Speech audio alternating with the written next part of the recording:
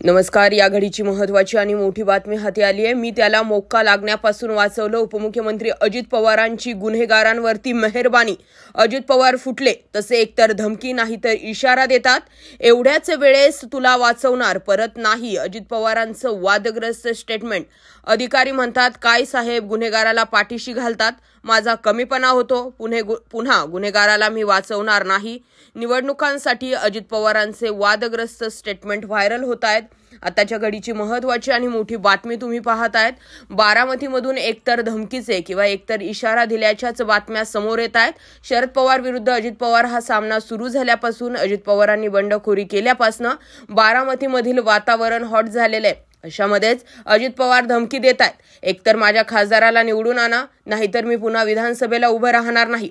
आता मी एका नानाच्या जवळच्या कार्यकर्त्याला मोक्का लागण्यापासून वाचवलं, पण आता मी सांगितलंय मी एवढ्याच वेळेस त्याला वाचवणार आहे. नेमकं अजित पवार काय म्हटलेत ऐका. दादागिरी गुंडगिरी. आताच मला नाना म्हणत होता, नानाच्या एका ओळखीच्या माणसाला फार मोक्का लागत होता नाना, आणि मला मग सगळ्यांनी सांगितलं. त्याच्यामध्ये वेगवेगळे सहकारी आले, बनगर आले, बाकीचे सगळे आले, सागर वगैरे सगळे आले. म्हणले दादा एवढ्या वेळेस वाचवा. आता सांगतो एवढ्याच वेळेस परत चुकला तर अजित पवाराकडे यायचं नाही त्या कामाच्या करता. बाळासाहेब तुम्हाला कळलं मी काय सांगतोय ते.